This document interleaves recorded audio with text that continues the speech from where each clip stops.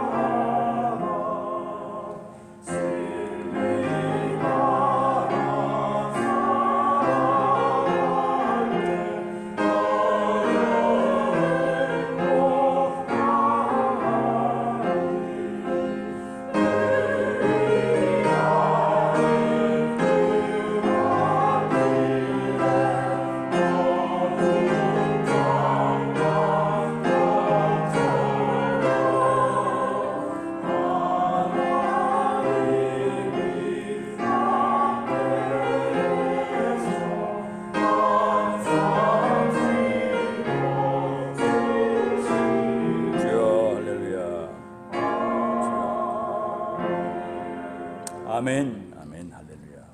다 같이 기도하십니다. 할렐루야. 이스라엘의 찬송 가운데 거하시며 참으로 영광 받으시는 우리 하나님 아버지, 오늘 또 이 복되고 거룩한 주에 허락하시고 성도 장로교의 모든 권속들이 좀 불러 모으셔서 성회를 허락하시며 예배를 배설하실 때에 하늘 보좌를 향하여 참으로 우리를 진리로 새롭게 태어나게 하셔서 오늘 이처럼 진리 안에 거하며 살게 하신 놀라우신 사랑, 하나님의 구원의 놀라우신 지혜를 찬양드리며 영광 돌릴 때에 성삼위 하나님께서 홀로 영광 받으신 줄 믿습니다. 감사합니다. 우리 하나님 아버지, 우리는 참으로 진리의 사람들입니다. 하나님, 이 세상은 참으로 모든 것이 그 함속에 있다 했사오니 늘 이 진리의 빛을 들고 살 수 있도록 우리 하나님 은혜 베풀어 주시옵소서. 한 주 동안도 이 어두운 세상을 살아갈 때에 또한 오늘 또 우리에게 필요한 말씀이 하나님이 여기 있어야겠사오니 이 강단을 통해서 선포되게 하시고 우리 모두가 다 심령 가운데 새겨지게 하셔서 한 주 동안도 어둠에 속하지 아니하고 빛 가운데 그야말로 살 수 있도록 우리 하나님 은혜 베풀어 주시옵소서. 성령께서 준비한 말씀과 함께 하셔서 우리 심령의 영의 양식으로 공급되게 하여 주시옵소서. 감사합니다. 예수님 이름으로 기도하옵나이다. 아멘. 너희가 거듭난 것은 썩어질 씨로 된 것이 아니고 하나님의 영원한 말씀으로 되었어요. 우리는 성령으로 거듭났다도 표현하지만 또한 동시에 하나님 말씀이 매체가 되어서 진리 말씀이 매체가 되어서 우리에게 새 생명이 주어집니다. 그래서 이 세상에 살고 있는 우리 모든 인생들에게 정말로 중요한 거, 생명과도 바꿀 수 없는 중요한 거 한 가지 무엇입니까? 그럼 바로 복음과 그리고 복음의 능력에 대해서 알고 그 복음을 영접하는 거예요. 바로 이것처럼 중요한 것은 정말 아무것도 없어요. 바로 이것으로 인해서 우리는 새로 태어나고 새로운 생명을 갖고 또한 하늘의 영생을 누리기 시작하는 때이기 때문에 이보다 중요한 건 없는 거예요. 이것은 정말 시급을 요하는 일입니다. 왜냐하면 우리는 정말 삶의 한복판에 서 있는 거예요. 우리는 오늘 이곳에 살고 있지만은 그러나 내일이면은 사라져버릴 그런 존재이기 때문이에요.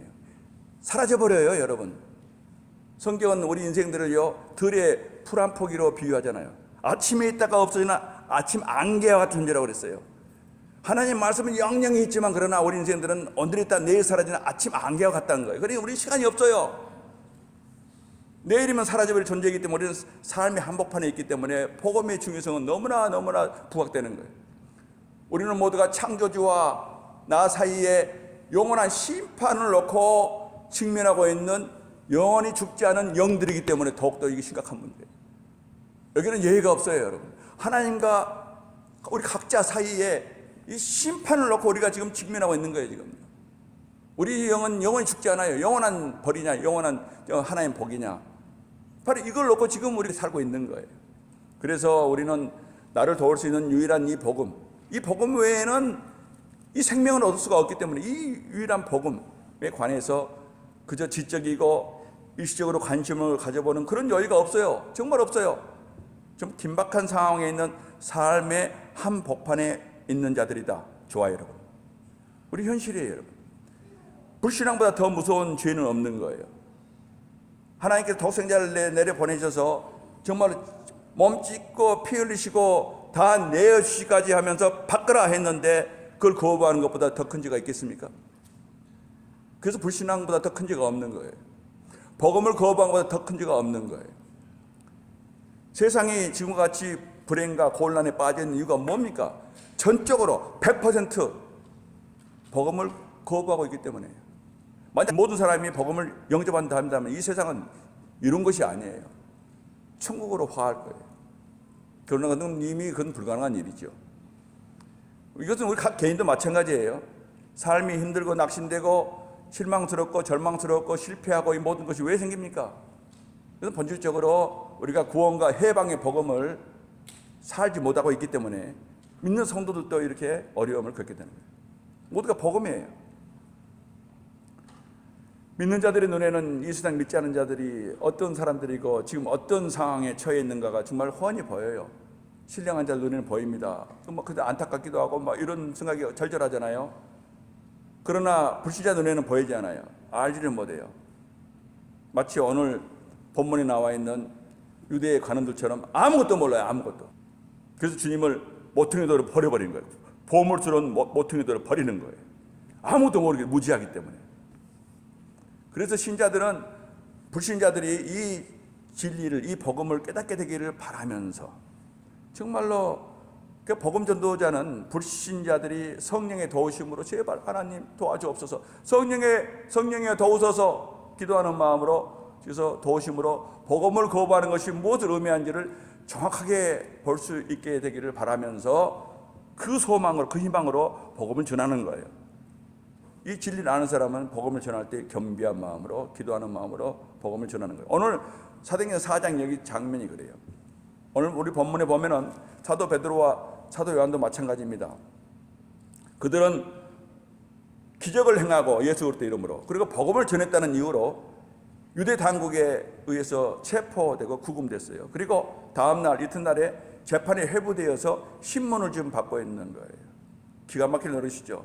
그들을 살리기 위해서 외쳤는데 오히려 잡아서 체포하고 그리고 투옥됐다가 또 신문을 받는 거예요. 베드로와 요한은 이 당국자들이 어떤 사람인가 알아요. 이 당국자들의 손에 자신들의 목숨이 달려있다는 사실을 너무나 잘 알고 있었어요. 그럼에도 불구하고 복음을 전하는 거예요.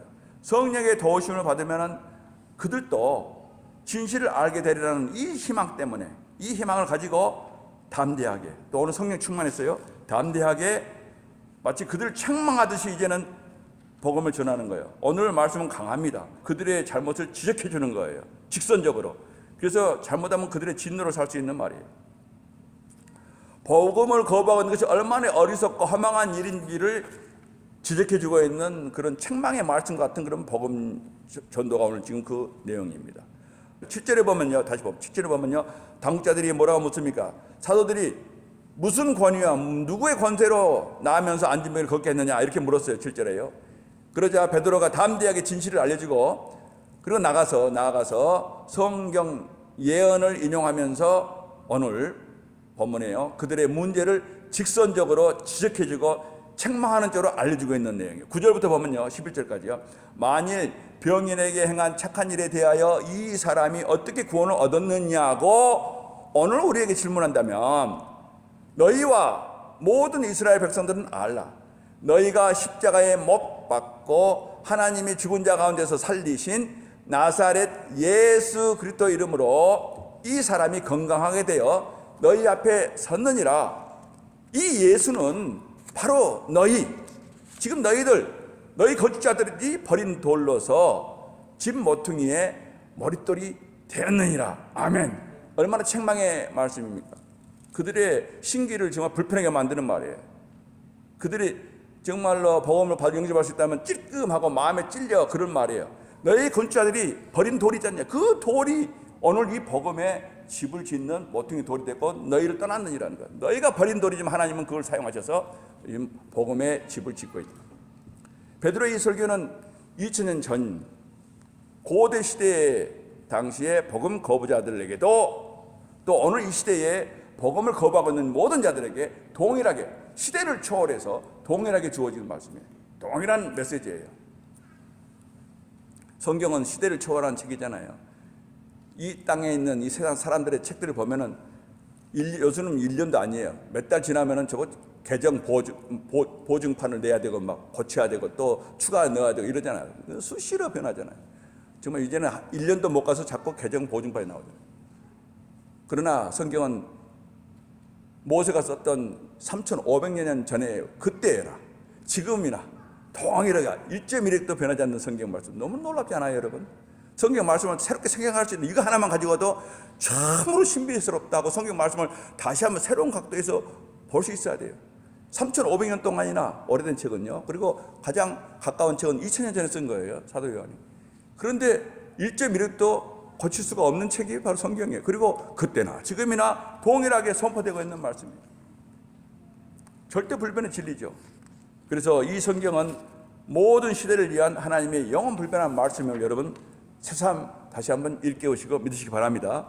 우리는 지난 주일에 복음에 대한 유대 당국자들의 반응을 보면서 불신앙의 특징에 대해 생각해 봤어요. 즉 신앙, 불신앙은 복음을 믿느냐 안 믿느냐는, 복음을 믿느냐 영접하느냐 거부하느냐, 이것은 지성이나 지식이나 환경 등에 관한 문제가 아니라 이 마음의 문제, 영의 상태에 관한 것이라 이렇게 생각해 봤어요. 그래서 이런 상태에서 이 세상은 복음 앞에서는 두 부류로 딱 갈라져 버려요. 거기는 중간이 없어요. 복음 앞에서는요, 서로가 원수관이라도 복음이 딱 제시되면은 그때는 연합이 돼 버려요. 복음을 거부하는 한 패가 돼 버려요. 그러니까 복음이 제시되면은 그때 비로소 빛과 어둠이 딱 갈라지는 거예요. 육의 눈으로 볼 때는 수십, 수백, 수천의 부류의 사람이 있다고 하지만 그러나 복음 앞에서는요, 빛이냐 어둠이냐 둘 중에 하나예요, 여러분. 영적인 바로 spiritual reality예요. 복음을 두고 내가 빛에 있느냐 어둠에 있느냐 둘 중에 하나예요.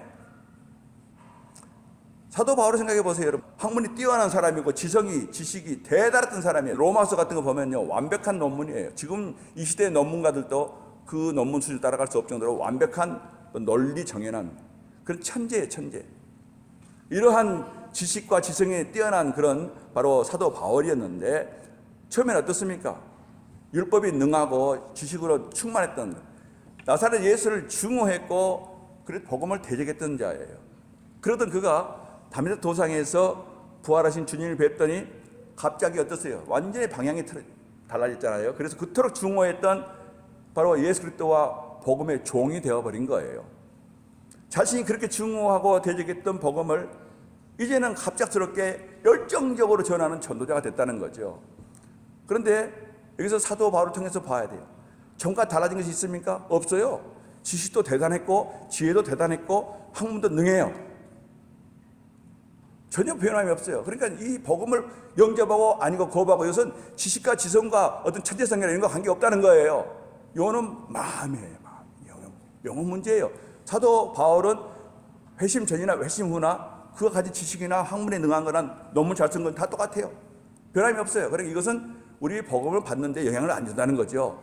문제는 어디 있어요? 내 마음의 문제예요. 영혼의 문제예요. 성령의 역사. 자, 이렇게 해서 우리 인간은 복음 앞에서는 오직 두 진영으로 나뉘어져 있다는 사실을 우리가 하기로. 복음을 영접하든지 아니면 복음을 대적하든지 둘 중에 하나에 속해 있다. 이것이 바로 저와 여러분의 영적인 현실이다. 이어서 오늘은 한 걸음 더 나가 보면은요, 불신앙의 본질을 조금 더 나가 보면 불신앙의 어떤 특징을 알 수 있다. 불신앙의 어리석음과 그리고 허망함을 우리가 오늘 이 본문말을 통해서 보게 돼요. 오늘 요절 말씀은 11절 말씀입니다. 11절 말씀 다시 보십시다. 이 예수는 너희 건축자들의 버린 돌로서 집 모퉁이의 머릿돌이 되었느니라. He is the stone you builders rejected, which has become capstone, cornerstone. 베드로의 이 설교는 메시아 예언시입니다. 시편 118편에서 메시아 예언시로서 선포된 그런 구절이지요.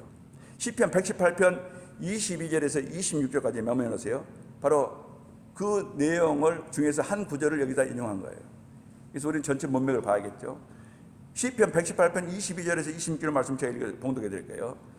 건축자의 버린 돌이 집 모퉁이의 머릿돌이 되었나니 이는 여호와의 행하신 것이요 우리 눈에 기이한 바로다. 이 날은 여호와의 정하신 것이라. 이 날에 우리가 즐거워하고 기뻐하리로다. 여호와여 구하옵나니 이제 구원하셔서 여호와여 우리가 구하옵나니 이제 형통케 하소서.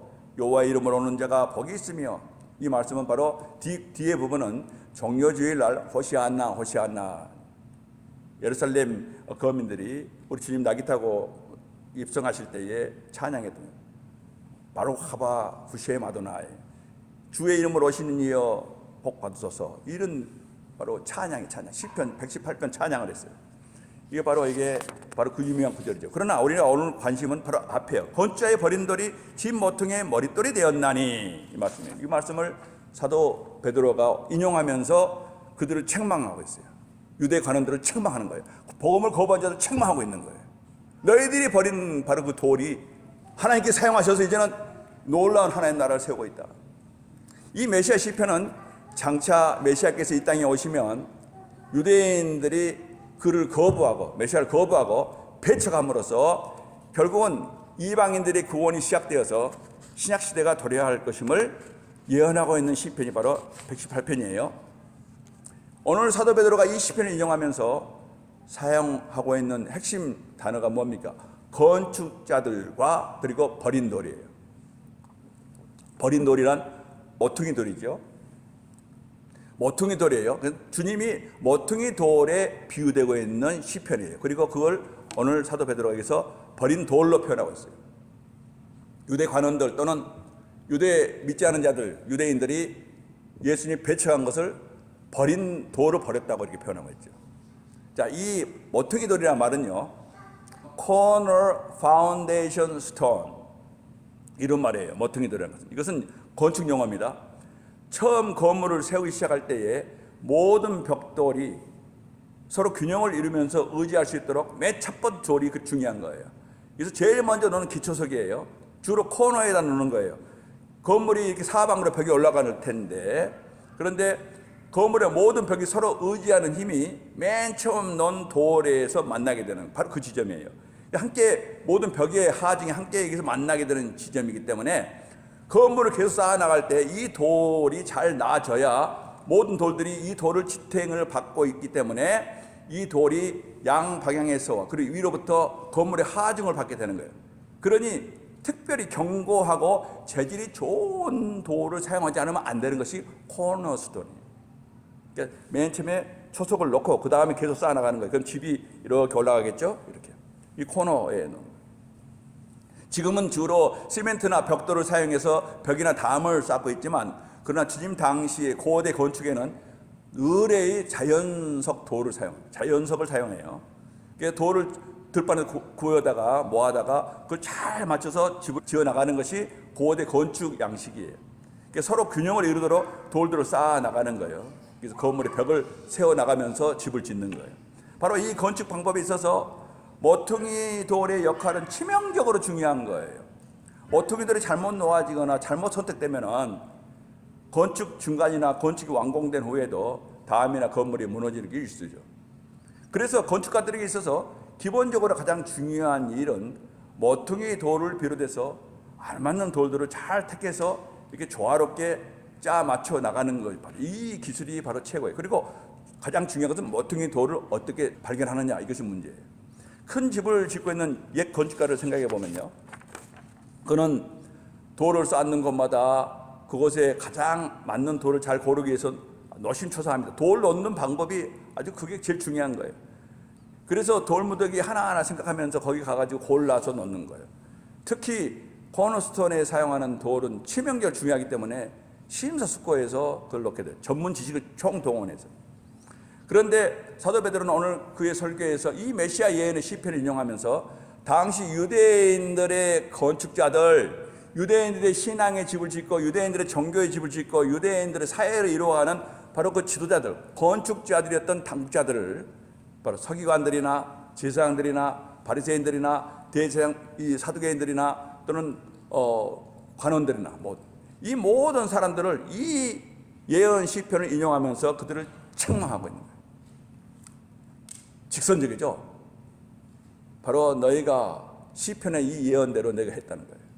그들은 유대인들이 신앙의 집을 지어갈 수 있도록 하나님께서 세우신 건축가들이고 또한 지도자들이었어요. 그러나 그들은 어리석게도 하나님께서 하늘로서 보내주신 보배로운 모퉁이 돌을 버려버린 거예요. 외면하고 대적하고 배척해버린 거예요. 그래서 사도 베드로는 하나님께서 그들 건축자들을 하늘에서 보시고 비웃으시면서 그들이 아닌 다른 사람들에게 그들이 버린 이 모퉁이 돌을 사용해서 새롭게 집을 짓게 하신 사실을 알려주기는 말씀이에요. 너희가 버린 그 모퉁이 돌을 하나님께서는 소중히 사용하셔서 새롭게 하나님의 집을 짓고 있다. 하나님의 영광이 너희를 떠났다, 이 말씀이에요. 이 문맥에서 11절 다시 한번 보십시다. 이 예수는 너희가 죽인 이 예수는 너희 건축자들, 바로 너희들이 버린 돌, 그 돌로서 집 모퉁이의 머릿돌이 되었느니라. 하나님이 이렇게 하신 것이라, 이 말씀입니다. 우리는 사도 베드로의 이 설교와 유대 당자들을 통해서 불신앙의 어리석음과 그리고 허망함에 대해서 오늘 우리가 교훈을 받도록 합니다. 모퉁이 돌을 버렸다는 이 사실은 많은 메시지를 담고 있어요. 우선 첫 번째로 불신앙의 어리석음이 여기에 담겨 있습니다. 불신앙이 얼마나 어리석은지. 성경에는 불신자들에 대한 묘사가 많이 나오는데요. 악인들이니 또는 관역에서 벗어난다고 표현한다고 하나님을 모독한 대적하는 자, 여러 가지를 표현하지만은, 그러나 성경이 불신자들에게 자주 사용하는 표현은 바로 어리석다는 표현이에요. 어리석다.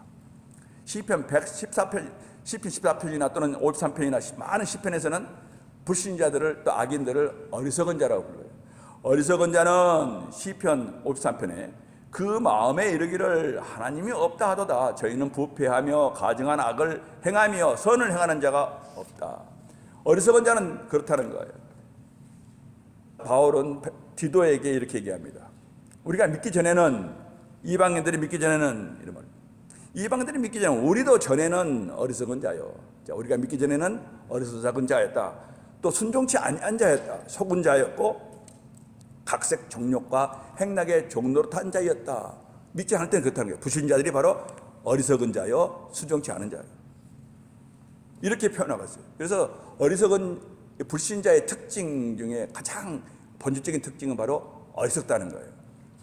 누가복음 12장에 보면 여러분, 주님도 부자의 비유에서 불신앙의 어리석음에 대해서 이렇게 가르칩니다. 그 부자는 자신의 삶을 훌륭하게 정비해 놓고 차축하면서 이제 됐다 안심하고 있었잖아요. 곡간이 넘칠 정도로 많은 곡식을 수확하게 되자 더 큰 곡간을 지으려고 계획도 세우고 있었어요. 그래서 이 사람 바로 하나님을 믿지 않은 전형적인 세상적인 그런 부를 추구하는 사람, 성공을 거둔 사람들이에요. 불신자로서 세상 성공을 거둔 사람들의 전형이 바로 이 사람이에요. 그러나 하나님께서 그를 내려다보시고 하신 말씀이 20절에 보면요, 누가복음 12장 20절에 보면 이르시되 어리석은 자여, 하나님이 단 한마디로 어리석다고 표현해요. 오늘 밤에 너희 영혼을 내가 도로 찾으리니 그러면 네 예비한 것이 네 것이 되겠느냐 하셨으니 자기를 위하여 재물을 쌓아두고 하나님께 대하여는 부요치 못한 자는 다 이와 같으리라. 아멘. 불신앙자는 다 이렇다는 거예요. 세상에 마음 뺏겨 사는 자, 하나님께는 부요치 못하고 세상에 부요한 자들은 다 이렇다. 불신자들의 전형이지요. 이처럼 죄인과 불신자는 그 어떤 사람들보다도 어리석은 자들이라는 게 특징이라는 거예요. 베드로는 오늘 이 복음을 거부하고 대적하고 있는 유대의 당국자들에게 바로 이 어리석은 자들아 이렇게 지금 외치고 있는 거예요. 당신들은 스스로 자신들을 훌륭한 건축자로 자처하고 있는 사람들입니다. 그러나 당신들이 얼마나 어리석은 일을 했는지 알고나 있습니까? 당신들은 하나님께서 보내주신 하나밖에 없는 그 보배로운 모퉁이들을 배척하고 버려버린 것입니다. 당신들이 이렇게 행한 거예요. 그래서 사도 베드로는 이 모퉁이들을 버렸다는 표현을 써서 바로 그들의 어리석음을 지적해주고 있어요. 첫 번째 어리석음, 그들의 어리석음, 어떤 어리석음입니까? 그건 바로 그들 자신에 대한 무지예요. 하나님의 아들께서 그들 가운데 나타나셨어요. 그들은 그리스도의 그 복된 얼굴도 보았고, 유대인 관원들이요, 또한 은혜롭고 권세 있는 말씀도 들었어요. 또 행하신 기적도 많이 목격했어요. 정말 그가 그리고 십자가에서 죽어가는 모습도 봤어요. 그럼에도 불구하고 그들은 그리스도에게 욕하고 대적하고 등을 돌리지 않았습니까? 게다가 우리의 종교가 옳다는 생각으로 이제 사도행전에 와서는 그 죄아들까지 가두고 신문하고 있는 그들의 모습이에요. 이스라엘의 신앙의 집을 지는 건축가들로서 그들이 지금 하고 있는 소행은 참으로 가증스러운 아주 어리석기 그지없는 모습이죠. 그들은 자칭 건축자들이었어요. 그들의 자부심은 대단합니다. 유대인들 중에서 관원들의 자부심은 대단해요. 하나님께 택함받아 쓰임받는 관원들이기 때문에 자신들에게는 그래서 설계도도 있고 율법도 있고 건축 능력도 있다고 자부하고 있는 사람들이에요. 건축이라면은 이스라엘 사회를 정교적으로 잘 이루어나가는 그런 것을 말하잖아요. 이런 것이 대단한 걸로 자기 자부하고 있는 사람들이에요. 그러나 사실은 오늘 사도 베드로가 폭로한 것은 그들은 건축도를 분별도 못하는, 너희들은 건축돌 코너스톤 하나도 분별하지도 못하는 무능한 가시자들이고 어리석은 능력도 없고 기술도 없고 지식도 없는 그런 가짜 건축자들이라는 사실을 폭로하고 있는 거예요. 이 예수는 바로 너희 건축자들이 버린 돌이다. 바로 이분이 오늘 이 일을 행하셨느니라. 자칭 건축자들, 바로 이것이 그때도 마찬가지지만 지금도 마찬가지. 지금 이 세상이 하나님께 대해서 취하고 있는 모습이 바로 이 자칭 건축이에요. 우리가 스스로 세울 수가 있다는 거예요. 우리 코너스톤을 가지고 있다. 내가 원하는 대로 내가 세우면 되는 것이다. 오늘날 사람들이 복음을 거부한 이유가 뭡니까? 자신들이 거할 성을 짓는데 하나님께서 보내신 모퉁이들은 싫다는 거예요. 창조주 하나님께서 구원자로 보내신 모퉁이들은 싫다는 거예요. 그리고 우리에게도 돌이 있다는 거예요. 나에게도 돌이 있다. 내 돌 사인 것을 내가 더 좋게 지을 거야 하고서 바로 이것이 바로 이유예요. 복음을 거부하고 있는 자들의 어리석은 모습이 바로 이 모습이에요. 그것은 베드로 당시 복음을 거부했던 자들이 그랬던 것처럼 그들의 어리석은 자부심 때문이에요. 자신에 대한 무지예요. 그들은 우리 인간은 지각이 있는 존재여서 해결하지 못할 문제가 없다고 생각하는 사람들이 이 시대 사람들이에요. 세상 사람들의 생각이에요. 스스로 모든 상황을 헤쳐나갈 수 있다고 생각하는 것이 바로 세상 불신자들의 사고방식이에요. 특히 오늘날 사람들은요, 뭐든지 과학을 토대로 해서 논증과 실험을 통하고 이래서 입증되고 증명되고 확인된 것만을 믿으려 하는 거예요. 지금 그렇게 할 수 없는 것은 아예 열애시켜버려요. 모퉁이들도 마찬가지예요. 말도 안 되는 거 열애시켜버려요. 자기들이 믿고 있는 종교와 율법이 있는데 거기서 외해가 되면 관심도 안 갖는 거예요. 그들은 거짓자들로서 자기들의 지식체계와 지성을 전적으로 신뢰하고 있는 자들이에요. 그래서 오늘날 사람들의 사고방식이 뭡니까? 전형적으로 지식 있는 사람들, 바로 인간이 우주의 중심이라고 생각하는 거예요. 인간 지식의 범위를 벗어나 있는 것은 없다는 거예요. 뭐든지 우리가 생각하는 것이 존재하는 거라는 거예요. 내가 생각하니까 있다는 거예요. 이런 식으로 인간 위주의 인본주의가 지금 팽배한 시대예요. 그래서 이들에게는 신비한 일들을 말하거나 또는 성경에 나오는 수많은 초자연적인 얘기를 말한다면 즉석에서 거부해버려요. 그러니까 복음이 받기 힘든 시대이죠. 자연 법칙을 초월해서 일하시는 하나님의 이야기들에 대해서는 아예 외면해버려요. 얘기도 못 꺼내요, 이제는요. 그러니 복음을 어떻게 전합니까? 이런 사람들은요, 자기들은 하나님을 포함한 그 어떤 것도 다 자기들이 평가할 수 있고 이런 능력이 있다고 믿고 있는 사람들. 하나님도 분석해요. 그래서 신에 대해서 막 연구하고요, 비교 종교해가지고 막 하나님을 갖다가 비교하고 막 자기 분석하는 거예요. 지금 얼마나 어리석은 모습입니까? 그래서 모든 것은 자신들이 분석과 해부를 거쳐야 한다고 생각하는 사람들이 사고, 이걸 지나지 않으면 믿지를 못해요. 바로 이것이 오늘날 자칭 건축자들의 어리석은 모습이지요. 사람들은 이렇게 자기 자신을 오해함으로써, 무지함으로써 자신들의 어리석음을 드러내고 있죠. 그들은 인류가 어려움에 처해 있는 사실을 인정해요. 알고 있어요. 인류가 얼마나 지금 어렵게 잘못 가고 있는지를. 그러나 자신들이 그 상황을 바로잡을 수 있다고 자신하고 있는 거예요, 지금요. 그래서 우리 인간은 능력도 있고 두뇌도 있고 지식도 있고 자신감도 있기 때문에 어떤 문제인지 우리가 잘만 하면 해결할 수 있다는 거예요. 그래서 복음을 거부하는 거예요. 하나님을 거부하는 거예요. 필요 없다는 거예요. 그래서 이제 그들이 추구한 게 뭡니까? 인간의 이성에 호소하고 그들에게 맡겨놓으면 잘 된다는 거예요. 우리 인간은 너무나 참을 대단한 지성을 지녔기 때문에, 이성적인 존재이기 때문에, 예를 들면 어떤 죄가 어떻게 나쁘고 무엇이 나쁜 것인가를 이렇게 잘 설명해 주기만 하면은 그런 죄를 범하지 않는다고 생각하는 거예요. 지금 흡연이나 마약이 얼마나 해롭고 또는 도박이나 도둑질이 얼마나 나쁜 것인지를 잘 설명하고 여러 가지 자료와 통계를 잘 보여주고 철저하게 가르친다면, 입증만 해준다면 더 이상 흡연이나 마약이나 도박을 하지 않을 것이라고 지금 그렇게 가정하는 거예요. 얼마나 어리석은 모습입니까, 여러분? 성적 방종이나 성적 문란, 또 성적으로 탐닉하는 이 모든 것에 대해서도 그 무서운 결과를 잘 알려주고 설명하고 입증해주고 증명하면은 그런 짓을 당장 멈출 수 있다고 생각하는 사람들이. 뭐든지 이렇게 생각하는 거예요, 지금요. 문제는 뭡니까? 도덕, 교육과 윤리로 잘 하면은 우리 인간은 제대로 되어간다는 이런 믿음을 가지고 있는, 꿈을 가지고 있는 거예요, 지금. 이런 정말 이 망상을 가지고 있는 거죠. 한마디로 우리 인간의 개선은 교육 요구에 달했다는 거예요. 그러니까 복음 필요 없다는 거예요. 복음 필요 없어요. 교육만 제대로 시킬 수만 있다면은 서로 죽이고 죽고 하는 것이 얼마나 어리석은 것을 알기 때문에, 깨달기 때문에 전쟁도 없어진다는 거예요. 이렇게 생각하는 거예요, 지금요. 얼마나 어리석은 모습입니까, 여러분? 정치인들을 포함해서 소위 말해서 지도자적인 위치에 있는 많은 사람들이 실제로 이런 주장을 많이 하는 거예요. 특히 정치인들 그러잖아요. 나도 공약할 때 보면은 전부 그런 식이에요. 그러나 이런 모든 것은 바로 인본주의의 전형이다.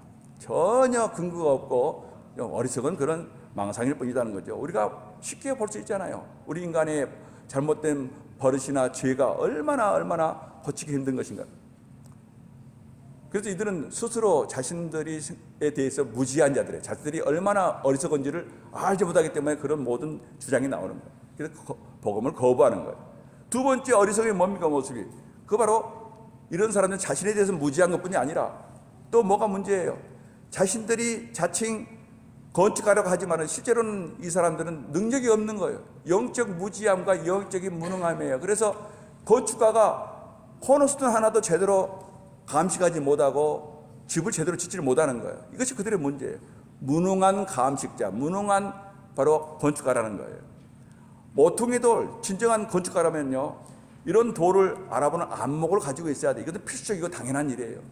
만약에 제대로 된 건축자라면요, 이 세상을 정말 능력 있게 이걸 잘 리드해서 살기 좋은 곳을 만들기 위해서는 모퉁이 돌, 이런 돌을 알아보는 안목을 가지고 있는 능력이 있어야 돼요. 그러나 이들은 전혀 준비가 안 되는 거예요. 당연히 하중도 따져야 되고 변형이 어떻게 되는가 따져야, 중량도 따져야 되고요.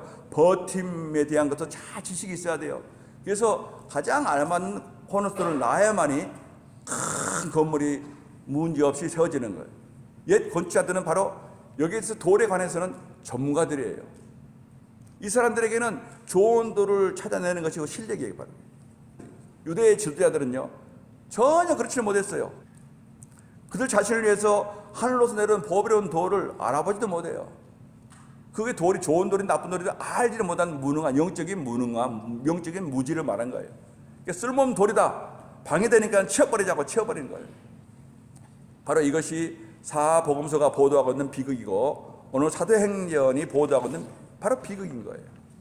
이 사실은 이미 주님이요, 사복음서에서 주님도 또한 시편 118편을 인용하시면서 장차 일어날 바로 이 일에 대해서 미리 예언해 주셨어요.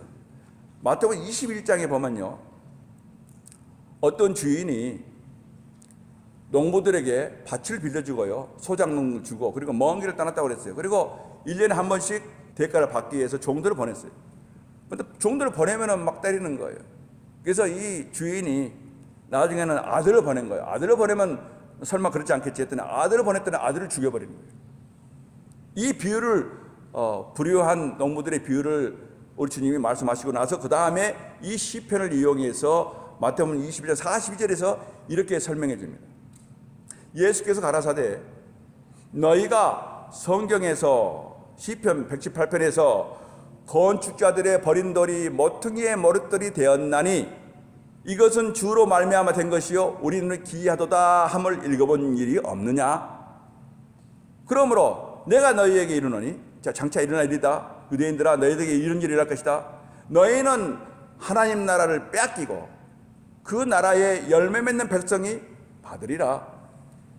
이 돌 위에 떨어지는 자는 깨어지겠고 이 돌이 사람 위에 떨어지면 저를 가루로 만들어 흩으리라 하시니, 대제사장들과 바리새인들이 예수의 비유를 듣고 자기들을 가리켜 말씀하신 줄 알고 잡고자 하나 백성들이 무서워서 이는 바로 백성들이 예수를 선자로 알미었더라.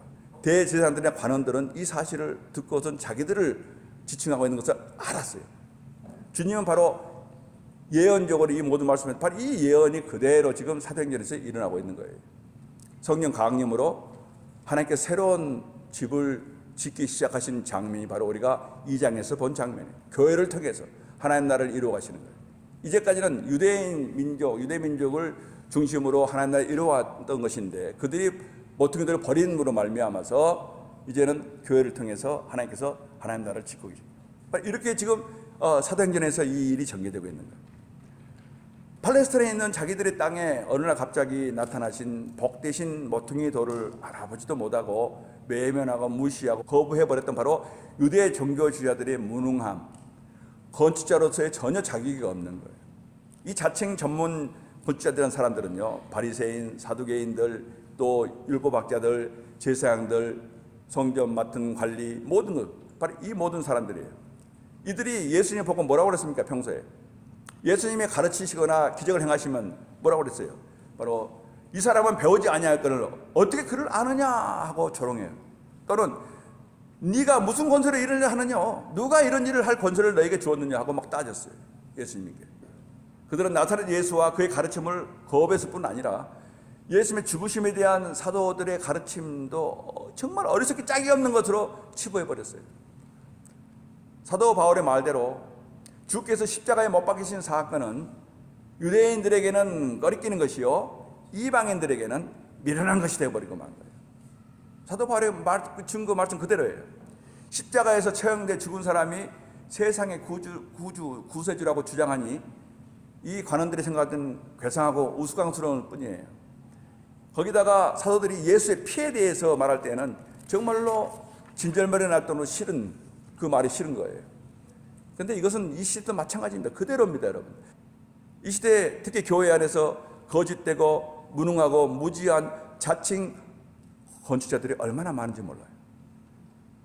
신앙의 집을 지어서 성도들에게 집을 짓도록 정말로 교회를 이루어가도록 잘 해야 되는데 거짓 건축자가 얼마나 많은지 몰라요. 여러분 잘 아실 거예요. 자유주의 신학자들, 사회복음주의자들, 도덕주의자들, 교회 통합주의자들, 종교다원주의자들, 쉽게 말해서 인본주의자들이에요. 교회 안에 있지만 그러나 전혀 모퉁이들을 알아보지 못하고 그런 진리를 알지 못하는 거예요. 그래서 이런 사람들은요, 오늘날 많은 교회예요. 이들은 고상한 인간 예수는 환영해요. 고상한 그분의 희생정신을 우리가 배우자. 이런 건 아주 대환영을 해요. 그런데 하나님의 아들이시다 하면은 그때부터 질색을 해버려요. 성육신하신 하나님이시다면 질색을 해버려요. 예수님의 도덕적인 가르침은 대환영을 해요. 고상하니까. 그런데 예수께서 행하신 기적에 대해서 또 신령한 가르침에 대해서 얘기하면은 막 거부를 해버린 거예요. 외면해버려요. 예수가 평화주의자로 죽었다 하면은 환영을 해요. 환영을. 평화주의. 그래, 그분은 자신의 희생에서 평화주의자셨어.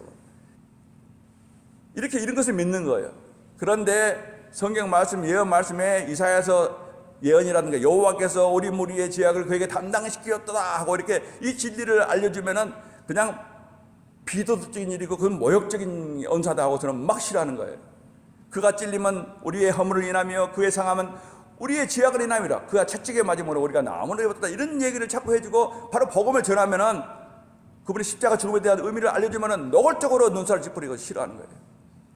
그런 얘기 하지 말라는 거예요. 주님은 중생 교리를 얼마나 중요시 가르치셨습니까?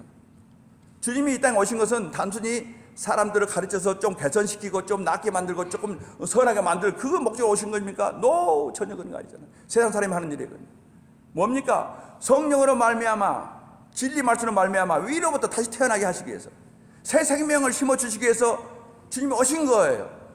이런 말을 하면은 아까 그런 사람들은요 화를 내는 거예요. 왜? 그 말도 안 되는 얘기를 하지 말라는 거예요. 무슨 다시 태어난다는 얘기예요. 이 시대가 그래요. 당시도 마찬가지예요. 당시 유대의 간원들이나 지금 이 시대의 대부분 모든 불신자들이 똑같은 마음 상태인 거예요. 오늘날 사람들은 이런 성경 교리들을 얼마나 반대합니까? 모퉁이 돌을 반대하거나 마찬가지거든요. 코너스톤을 버렸다는 것은 바로 이걸 의미하는 거예요, 여러분. 진리 말씀을 받을 수가 없어요. 길이요 진리 생명이신 주님을 받을 수가 없어요.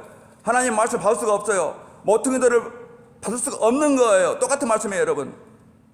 이 시대는 모퉁이 돌을 버린 교회들이 너무나 많은 거예요, 지금요. 너무나 많은 거예요, 여러분. 영적으로 보세요, 그걸. 그 메시지를 못 받으면 이 말씀 의미가 없는 거예요. 그때 그 사람들이나 지금 불신자 똑같은 거예요, 여러분. 모퉁이들을 거부하고 주님을 거부하고 진리를 거부하고 교리를 거부하는 거예요. 그런 거 싫다는 거예요. 거주자들이 무능하고 무지하기 때문에 몰라요, 그걸. 집을 짓는데 진리로 집을 지을 거 아닙니까? 진리의 터 위에 세울 거예요. 그러나 그걸 모르기 때문에 그냥 모래에 집을 세우는 것이 무슨 교회입니까? 무슨 신앙입니까? 아니잖아요. 그런데 그들이 왜 이렇게 반응하는 것입니까? 그것은 바로 영적으로 무지하고 무능한 거짓 건축자들이기 때문이에요. 이런 사람들에 대해서 사도 바울이 어떻게 알려줍니까? 고린도서 2장 10절 말씀에 우리는 온전한 자들 중에서 지혜를 말하노니 이는 이 세상의 지혜도 아니요 또 이 세상에 없을 관원들의 지혜도 아니라 이 지혜는 이 세대의 관원들이 하나도 알지 못하였나니 만일 알았더라면 영광의 주를 십자가에 못 박지 아니하였으리라. 오직 하나님이 성령으로 이것을 우리에게 보이셨으니 그 코너스를 아는 사람은 이렇게 돼야 돼요. 성령께서 알려주셔야 돼요. 그 코너스인지 아닌지 알아요. 성령은 모든 것 곧 하나님의 깊은 것이라도 통달하시느니라. 아멘. 고린도서 2장 10절 이하입니다. 묵상해 보세요. 오늘 이 문맥에서 그대로 가지고 묵상해 보셔야 돼요. 다 같은 말씀이에요. 같은 설명이에요. 지금 우리가 세상의 영을 받지 아니하고 오직 하나님께서 온 영을 받았으니 이는 우리로 하여금 하나님께서 우리에게 믿는 자들에게 은혜로 주신 것들을 깨달아 알게 하려 하심이라. 아멘. We have not received the spirit of the world, but the Holy Spirit who is from God, so that we may understand what God has freely given us. 아멘. 얼마나 정확한 말씀, 분명하고. 훗날 사도 베드로전서 2장에서요, 오늘 그가 맨 처음 모퉁이 돌에 대한 설교는요, 사도 바울이 여기 사도행전 4장에서 맨 처음 했던 사람입니다. 모퉁이에 대한 말씀 많이는 사도 바울 로마서에도 하고요, 또 우리 주님도 친히 하셨지만은 바로 사도 베드로가 맨 처음 시작했어요. 베드로전서 2장에서요. 그는 그의 설교에서 언급했던 이 모퉁이 돌과 관련해서 이제 자신의 서신에서 결론을 내줘요. 놀라운 일이죠. 오늘은 그냥 제목만 딱 내놓은 거예요. 그래서 11절 보면요, 이 예수는 너희 건축자들이 버린 돌로서 집 모퉁이의 머릿돌이 되었느니라. 이렇게 간단히 한 구절을 얘기했어요. 그러나 베드로전서 2장 4절 이하에서 보면요, 여기서 그는 결론을 내주고 있어요. 결론인데 자기 말이 아니에요. 시편 118편은 물론이고 이사야서 28장 16절까지 같이 합해서 인용하면서 결론을 내주고 있는 거예요. 들어보세요. 베드로전서 2장 6절, 7절, 8절을 제가 읽어드릴게요. 그러면 오늘 말씀과 연결시켜 보세요. 경에 기록되었을 때, 자, 이사야서 28장이나 또는 시편 118편에 기록되었을 때 이 말씀이에요. 보라, 내가 택한 보배롭고 요긴한 모퉁이 돌을 내가 시온에 두노니. 하나님 말씀이에요. 내가 택한 보배롭고 요긴한 모퉁이 돌을 시온에 딱 두었다. 저를 믿는 자는 부끄러움을 당치 아니하리라 하셨으나, 그러므로 믿는 너희에게는 보배이지만 믿지 아니하는 자에게는 건축자들이 버린 그 돌이 모퉁이의 머릿돌이 되고 또한 부딪히는 돌과 거치는 반석이 되었다 하니라. 저희가 말씀을 순종치 아니함으로 넘어지나니 이는 저희를 이렇게 정하신 것이라. 아멘. 무슨 말씀입니까? 하나님께서 의도적으로 이 모퉁이 돌을 시온에 두셨다는 거예요. 그랬더니 거부할 사람 막 거부하는 거예요. 그러나 그것을 믿고 받는 사람 막 받는 거예요. 그 코너스톤을 사용해서 집을 짓는 거예요, 신앙집을. 그래서 믿는 자들에게는 그 돌이 보배의 돌이 되지만은 믿지 않은 자들에게 어때요? 버리는 돌이 되고 그 다음에 또한 부딪히는 돌과 거치는 반석이 됐다는 거예요. 하나님이 의도적으로 하신 거예요. 이는 저희를 그렇게 정하신 것이다. 그들이 받지 않은 건 당연한 거예요. 영적 무지로 말미암아 성령께서 정말로 그렇게 깨달음 주지 아니하시면 볼 수가 없는 거예요. 그래서 그렇게 복음을 거부하고 있는 거예요. 이 모퉁이 돌은 하나님께서 영원전부터 계획하신 일입니다. 이 돌을 의지하고 믿는 자는 구원을 얻게 될 것이지만 이 돌을 믿지 못하는 자들, 오늘 관원들처럼 이러한 또 세상 불신자들처럼 이건 바로 이 돌에 부딪히고 넘어지게 될 것임을 미리 알려주고 계신 말씀이에요. 이에 관해서 사도 바울이 또 노랗게 친절하게 또 우리에게 모퉁이 돌에 대해서 이렇게 알려주는 거예요. 더 구체적으로 알려줍니다. 들어보세요. 로마서 9장 32절 말씀. 어찌 그러하뇨? 이는 저희가 믿음에 의지하지 않고 행위에 의지함이라. 부딪힐 돌에 부딪혔느니라.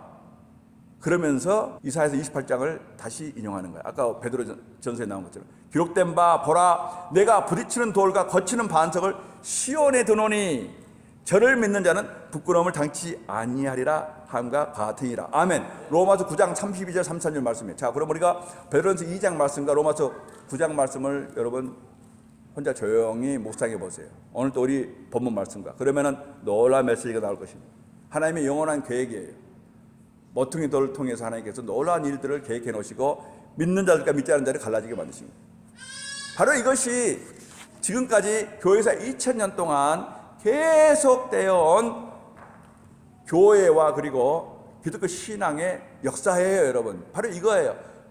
모퉁이 돌은 있는데 어느 시대에는 모퉁이 돌을 정말로 환영하고 받아들이는 그런 시대가, 부흥 시대가 있는가 하면은 어느 시대에는 또 뭐예요? 냉랭한 시대, 모퉁이 돌을 거부하는 시대가 있고, 이것이 바로 교회의 역사예요. 교회가 흥망성쇠가 여기 달려있는.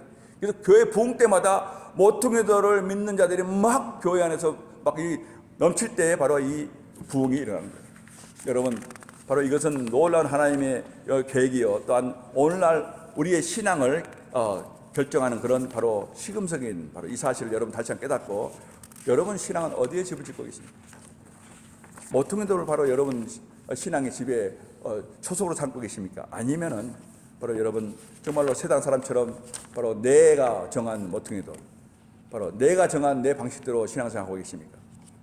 세상은요, 바로 이 모퉁이 돌을 거부하는 거 한번 볼까요? 성경 말씀 보면요, 노아 홍수 때 보세요.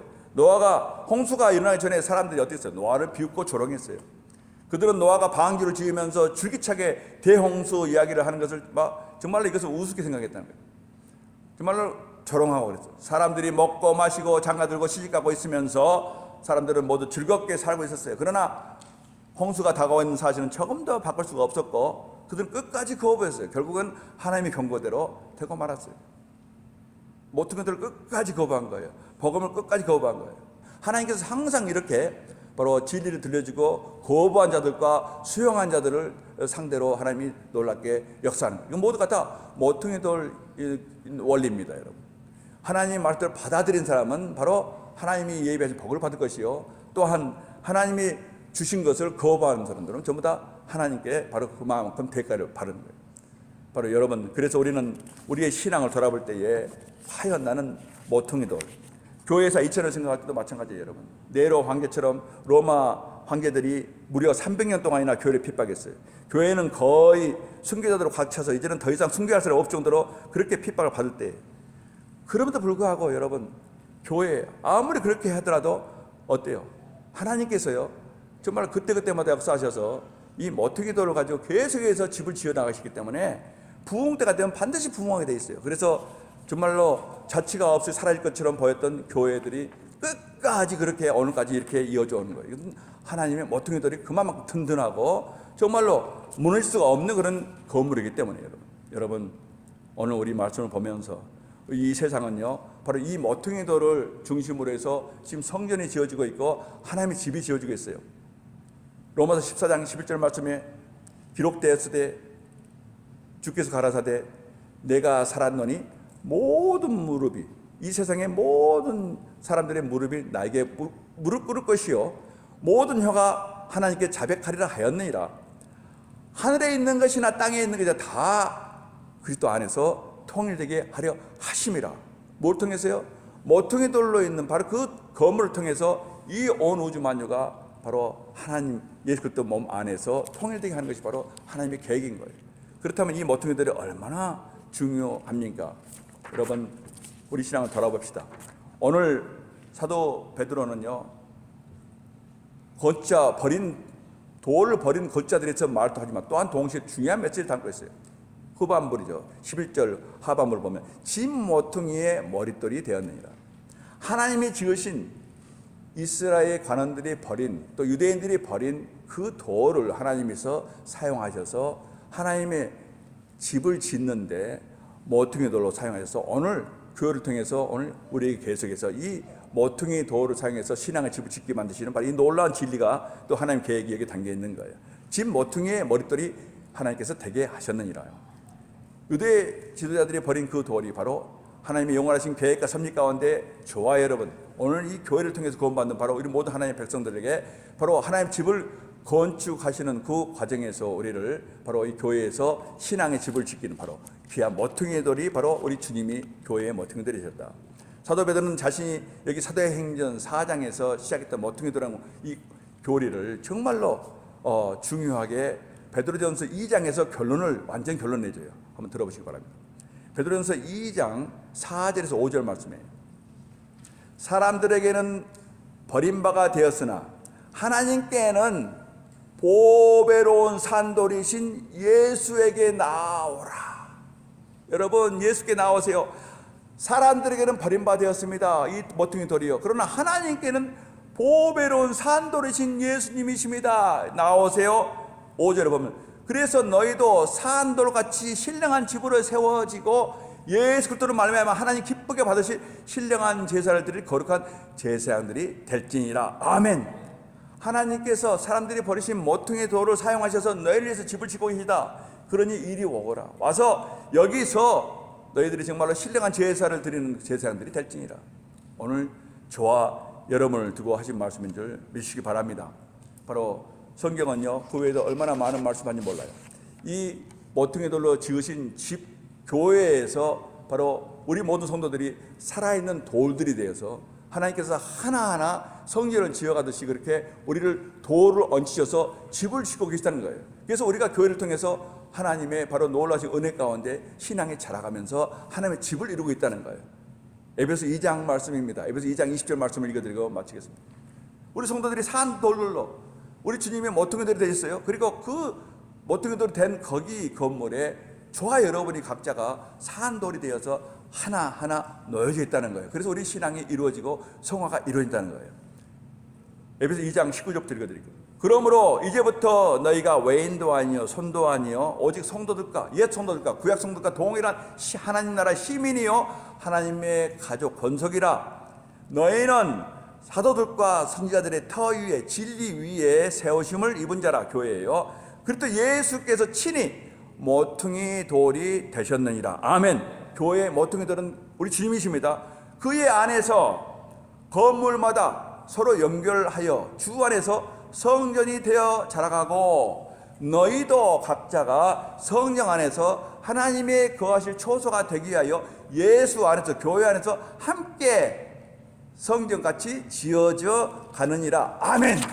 이래서 모퉁이돌의 설교가 바로 이렇게 사도 베드로의 사도 바울의 에베소 2장에서 총 결론이 난 거예요. 이렇게 우리가 모퉁이돌을 되어진 교회를 통해서 우리가 각자가 산돌이 되어서 하나님의 계획대로 구원이 이루어지고 우리 성화가 이루어지고 우리 신앙이 이루어져 간다는 거예요. 그래서 이것이 하나님 나라가 바로 완성되면 임한다. 이 놀라운 교리가 바로 이 모퉁이 돌로 시작해서 이렇게 결론이 나고 있습니다. 여러분 에베소 2장 20절 말씀 이하를 묵상해 보시기 바랍니다. 그리고 여러분은 정말 늘 바로 모퉁이 돌신 주님의 이 건물인 바로 교회, 또 큰 우주적인 교회, 영적인 교회를 통해서 여러분의 신앙이 이루어지고 있음을 늘 의식하고, 그리고 정말로 이 모든 하나님의 크신 계획 가운데 저와 여러분의 구원이 있다는 사실을 늘 잊지 마시고 모퉁이 돌로 인해서 우리 신앙이 켜졌는 사실을 다시 한번 생각하면서 늘 이 진리로 여러분 신앙을 돌아보시기 간절히 바랍니다. 자, 이 예수는 너희 건축자들이 버린 돌이지만 그러나 집 모퉁이의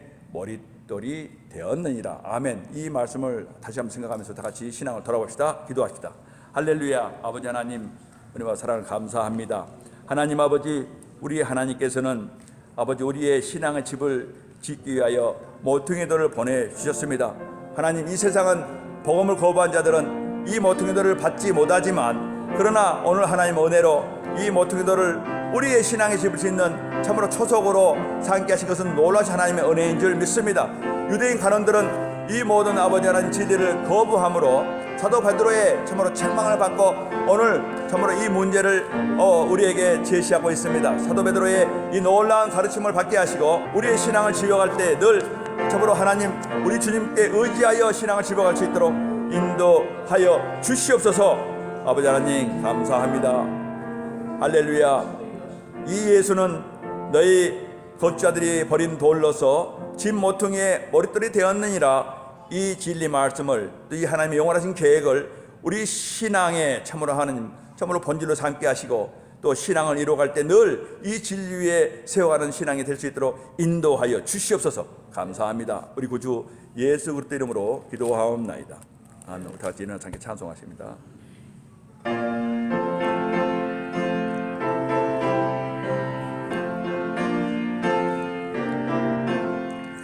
이 몸의 소망 무엇인가 우리 주 예수뿐일세. 우리 주 예수 밖에는 믿으리 아주 없도다. 굳건한 반석이시니 그 위에 내가 서리라. 그 위에 내가 서리라. 무섭게 바람 부는 밤 물결이 높이 설렐 때 우리 주 크신 은혜에 소망에 닿을 줄이라. 굳건한 반석이시니 서리라 그 위에 내가 서리라 세상에 믿던 모든 것 끊어질 그날 되어도 구주의 언약 믿사와 내 소망 더욱 커리라 꺾어난 반석이시 그 위에 내가 서리라 그 위에 내가 서리라 바라던 천국 올라가 하나님 전에 배울 때 구주의 의를 힘입어 어여시 앞에 서리라 꺾어난 반석이시니 그 위에 내가 서리라 그 위에 내가 서리라. 아멘. 지금은 우리 구주 예수 그리스도의 은혜와 우리 하나님 아버지의 영원하시고 참으로 끝없는 그 사랑과 성령님의 감동 감화와 위로하심과 충만하심 교통하심의 역사가 오늘 거룩하고 복된 날 우리 하나님을 예배하며 또 이처럼 하나님 말씀 받을 때에 사도 베드로의 설교를 통하여 하나님의 영원한 계획 이 예수는 너희 건자들의 버린 돌로서 집 모퉁이의 머릿돌이 되었느니라 이 놀라운 하나님의 영원한 계획을 참으로 묵상하며 이 말씀을 통해서 이 세상의 참상을 더 깊이 깨닫고 또 하나님 나라의 모퉁이 돌이신 그리스도의 복음을 더욱 힘써 전할 것을 또 우리 신앙을 더 힘써 이루어갈 것을 간절히 원하고 결단하고 돌아가는 성도 장로교의 모든 교우들 머리 위에 또 이 예배에 함께 동참한 사랑하는 형제 자매들 머리 위에 그들의 삶의 현장 위에 인생길 위에 지금부터 영원토록 함께 있을지어다.